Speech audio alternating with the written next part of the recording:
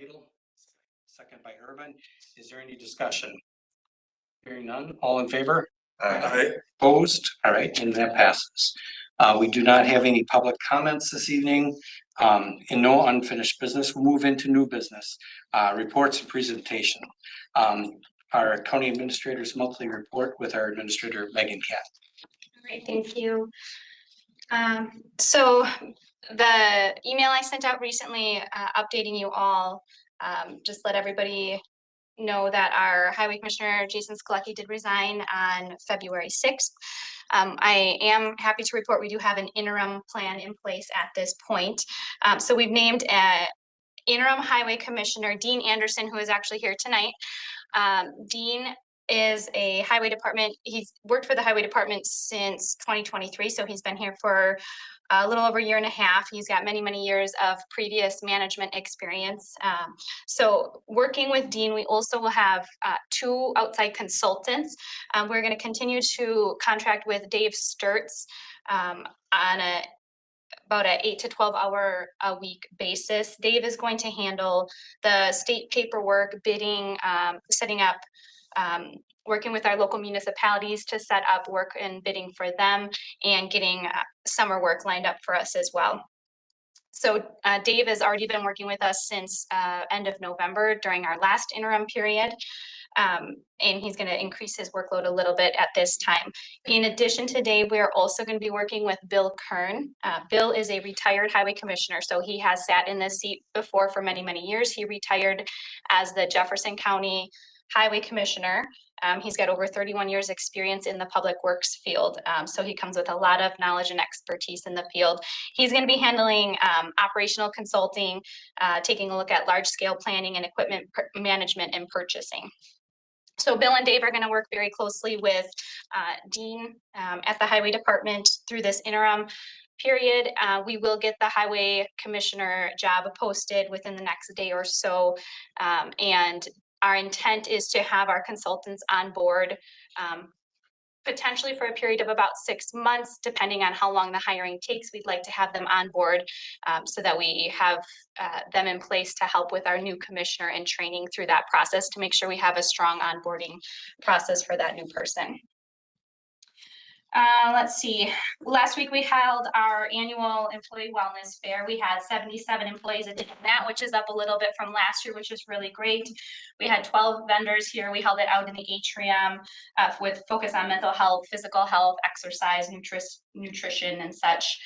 On the wellness front, I'm also really sad to report we are losing our health coach, Bridget Olson, who we've had with us for the last 8 years. She is taking a different position with ThedaCare. So ThedaCare is lining up a new health coach for us. So Bridget's been a really, really huge asset to our organization. So we're certainly sad to see her, but happy that she is moving on in her career.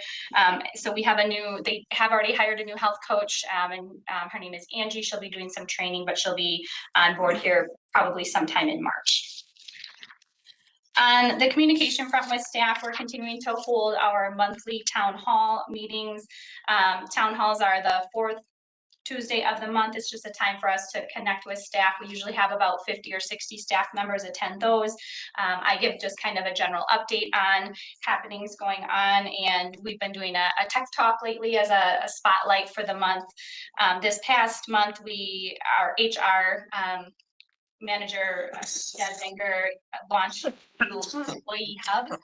So it's an icon on everybody's desktop that reaches a communication site where we can post newsletters, important documents, updates, and things like that. So she did our tech talk that month on using that site with the intentions of that site growing and building more content and material in there as to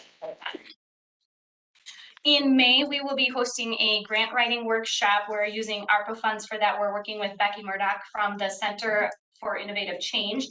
She'll be on site here to conduct the 2-day grant writing workshop, where it's going to focus on helping us finding relevant funding sources, writing grants for success, reviewing proposals, and just some general tips for grant writing.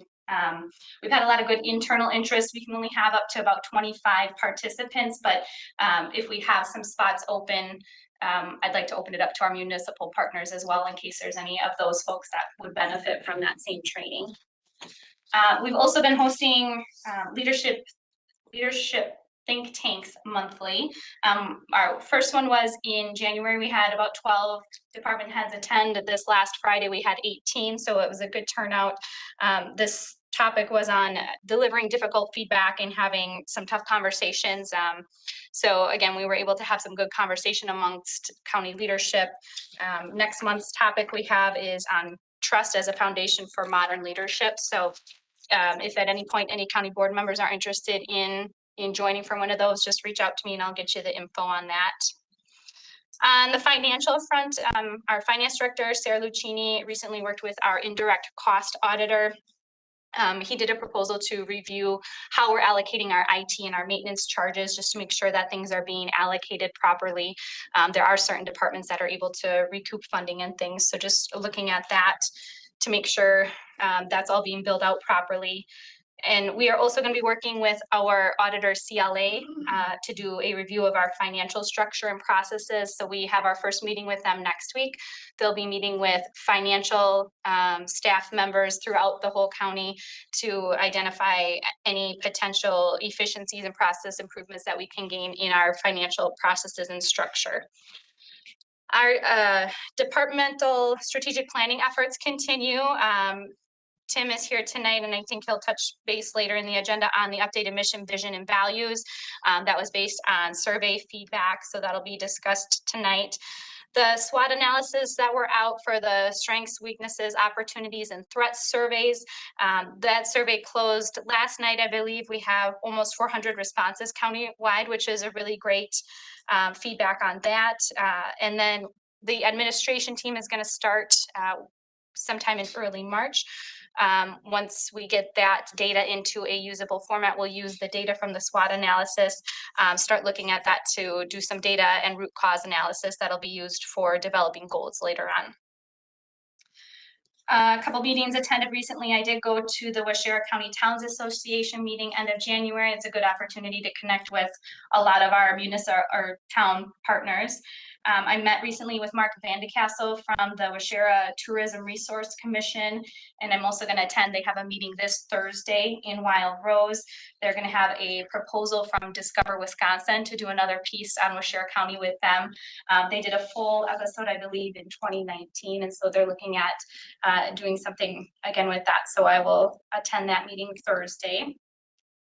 This Friday, we have Stephanie Eldridge from our health department is coordinating with the Red Cross, our community blood drive. It's going to be here at the government center. We already have 34 out of 40 spots filled, which is a really great turnout this far. And so the coordinators are already looking to schedule another event maybe later this summer. Also this Thursday, the facilities committee is meeting. The topic of the relocation of the courthouse statues is going to be back on the agenda. Ruth did some looking into the site that was proposed at the World War II building, and that site is not going to work. So we need to reconsider where those statues will be moved to. So that'll be up for discussion Thursday at the facilities meeting. And then just a note so you're aware as well, next week I have several conferences to attend. Apparently, once they get you in town in Madison, they try to stack everything back to back. So I've got Wisconsin County Exec and Administrators meeting Monday evening with the Wisconsin Counties Association Legislative Exchange, and then the WCMA conference end of next week. So I will be available, but I will be in Madison for most of next week. Good, very busy report. Anybody have any questions for Megan? Okay, very good. Thank you. Next, we'll have our sheriff's annual report with our sheriff, Wally Zolke. Good evening. I'm probably going to disappoint some of you, and I'm not going to go real long because last month we were here for like an extra hour. So I promised my staff that I wouldn't take any razzing from the county board and them being bored. So strengths, weaknesses, I did not cover that in my, because I already had mine done or pretty close to being done. And I said, we're not going to redo all that. So I'll probably keep it 4, 5, 6, 8, 10 minutes, depending on how many other questions, comments we have for me or myself. Chief Deputy. So, obviously, I'm Sheriff Wally Zoki. I have the Chief Deputy here today with me. I asked Barry to be my clicker guy. Usually my Chief Deputy would be, the second-hand right guy that would, run the clicker for me, because I'm not the techie person. As most of you know, I, like Mark, when he was a deputy, I like paper tickets. I also have a jail administrator, and I have a jail sergeant, 4 jail corporals, and 18 corrections officers. That's obviously not a patrol lieutenant, Lieutenant Stacy Vaquero. We have 2 night sergeants and 18 deputies, and communications lieutenant Ryan McElroy. We have 10 dispatchers, court security lieutenant Danny Straczynski, and we have 3 deputies that work court security and 1 part-time deputy. So I have 58 full-time positions, 2 are part-time, and I'm currently short 1 deputy, 1 dispatcher, and 3 corrections officers. And I'll potentially be losing 1 deputy to another neighboring county. So I did have a meeting with one of the deputies today, but unfortunately, there's growth in other agencies, and we're looking to do it. We'll get through it. 2024 accomplishments, Barry, to the next one. Upgraded Vesta 911 system as a part of the Next Gen 911 grant. The addition of a 4th canine. So we have 4 canines, a dog on every rotation. That's helped us immensely not to call the staff out and getting to the root of the problem that we have here in our county.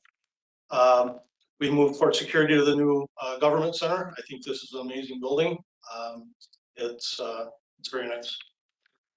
We had a donation of $30,000 for the 2nd drone.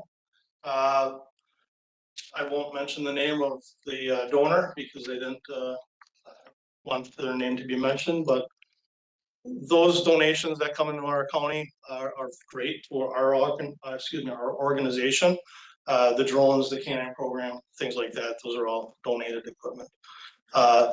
The approval of body cameras and the new SPUD cameras and plate readers is a great asset for our agency. Next. 2024 calls by department. So you can see with Sheriff County Sheriff's Office is the greatest call taker 24/7. We have 636 square miles in the county. We take a majority of the calls, and that runs down the rest of the agencies. Next slide. Average calls per day, right?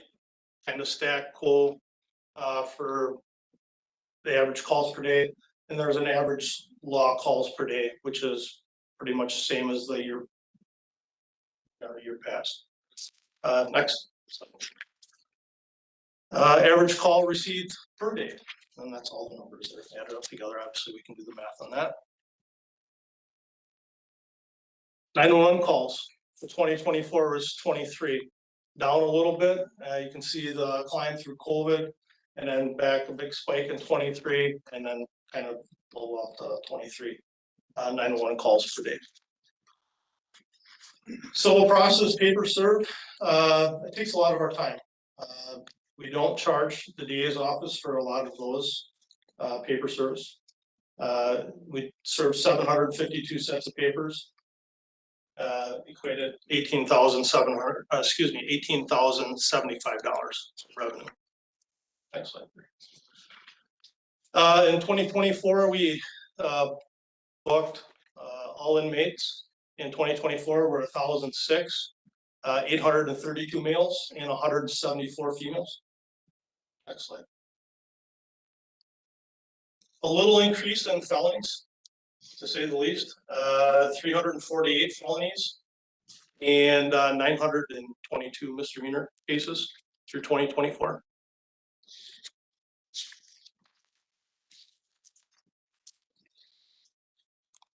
Average daily jail population, and actually today it was 62 in jail. I don't call every day, but I call often enough, and we had 15 out on GPS monitoring. We do have a 132 bed facility. We're working on, I think, a lot of this getting through courts, because you see there's plenty of rest. It's taking time to get through court right now. So,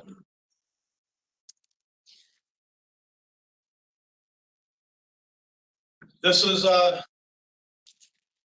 we do a monthly, there's a quarterly meeting through the state, and we plot out all the crashes. And this is basically plagiarized from them, which anybody in the public can get this information. 2024 crashes, we had 399 property damage crashes. We had 147 injury crashes, and we had 3 fatal crashes. And that just basically gives you a graph of the traffic crashes. Next slide. Same with traffic stops. 2,444 traffic stops this year, or excuse me, last year, and 88 OWI arrests. That's not on there, but I just thought I'd add it. 40 sexual assault investigations, down from last year by 1. Burglaries, as you've seen back in 2019, there was 49. That's when we have the burglary rings in the county, and they're doing 10, 12 homes and residences at a crack. And we're down.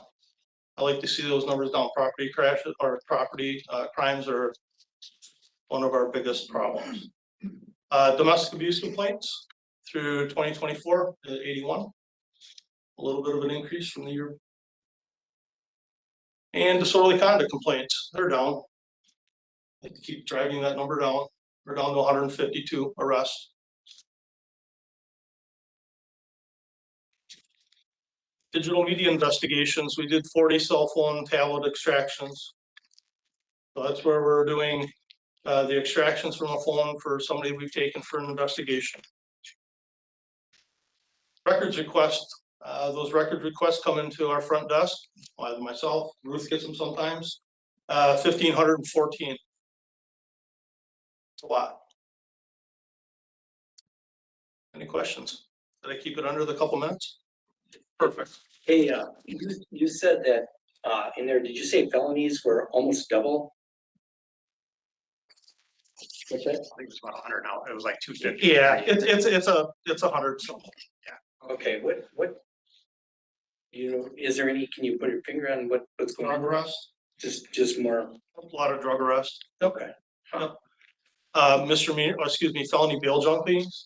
So those being charged out. Okay. All right. Does anybody have any questions for Wally or Jim? Thank you. Okay. Thank you for your support, guys. Thank you. Thank you. Appreciate it. Okay, B, discussion possible motion action items. First one is the 2025 fire wardens as proposed by Department of Natural Resources.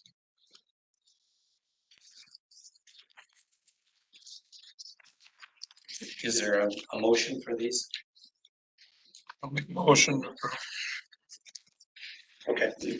Is there a motion? Motion by Mr. Piaski, is there a second? Second by Mr. Gray. Is there any discussion? Okay. Hearing none, just proceed to vote.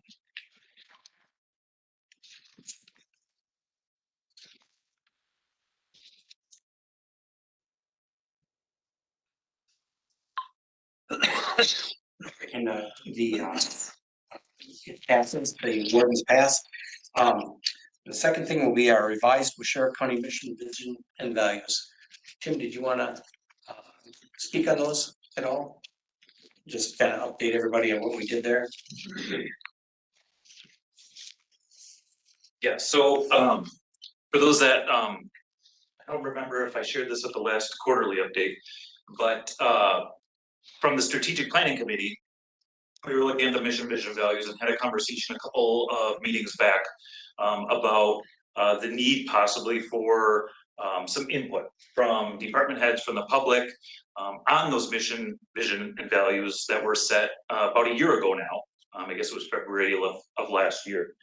The strategic planning committee decided that that was a wise move, was to collect that feedback from the public, from the department heads, from the municipalities. And so I reached out and we got that feedback. The two biggest pieces of feedback from everybody, it didn't matter if it was municipality or public or department heads, was shorten them up, rewrite them. So they're clearer and shorter, and also put a focus on growth, economic growth in the county. So those were the two things. So last strategic planning committee meeting, this a week ago or so, the committee looked at them again and did a bunch of work revising and coming up with a new mission, vision, and values that are still connected to the other ones that were adopted, but they're much shorter, much clearer, they feel, so. Yep, sounds good. Is there any, would anyone want to make a motion to accept the revised Waushara County mission, vision, and values? Okay, Ms. McCormick, is there a second? Second by Peterson. Is there any discussion? Okay, hearing none. I just have one thing. Oh, okay, I'm sorry. I'm an Oxford comma guy, so the vision without the Oxford comma bugs me, but that's personal. Duly noted. All right, is that all the discussion? All right, then proceed to vote.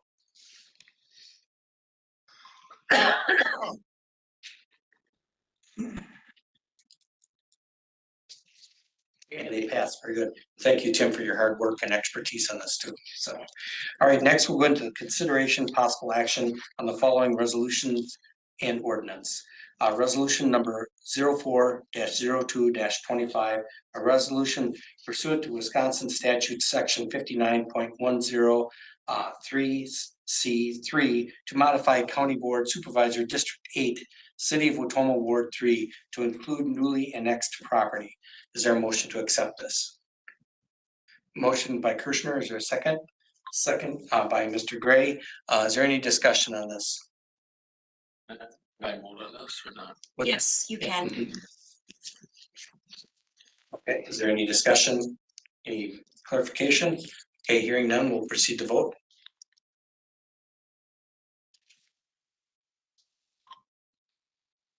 Okay, and the resolution passes. Resolution number 05-02-25, resolution to reorganize the Department of Human Services. Is there a motion? Okay, motion by Mr. Waddle, second by Mr. Bossard. Is there any discussion on this? Okay, seeing none, we'll proceed to vote on it.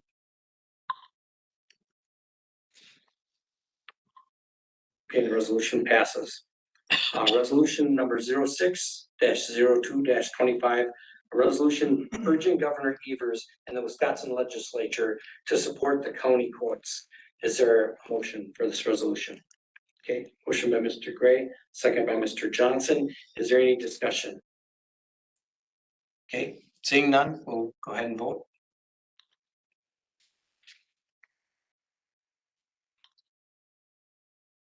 And that resolution passes. And then we'll have one ordinance number 693, an ordinance amending Waushara County Codes, Chapter 10, Article 3, Food and Safety Recreational Licensing Program. Is there a motion? Motion by Mr. Bossard. Is there a second? Second by Ms. McCormick. Any discussion on this?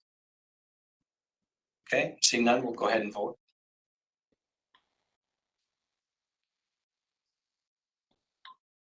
Okay, and this ordinance passes. All right, next we have appointments. First one is the Planning and Zoning Committee. This is for Mark Kirschner, alternate from Coloma, term April of 25 through April of 28. Is there a motion? Motion by Mr. Waddle, second by Mr. Bossard. Any discussion? Questionable, isn't it? Yeah, I would say. All right, I guess no discussion. We'll go ahead and vote on this one.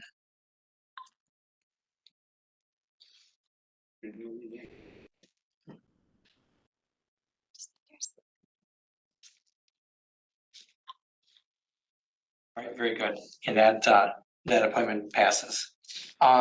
With that, then we are down to the board suggestions for future agenda items. Is there anything anyone would like to bring forward that to get on the agenda for another meeting? Okay, seeing none, the only other business we have to do then is a motion to adjourn. Motion by Mr. Peterson, is there a second? Second by Ms. McCormick. We are adjourned. Thank you.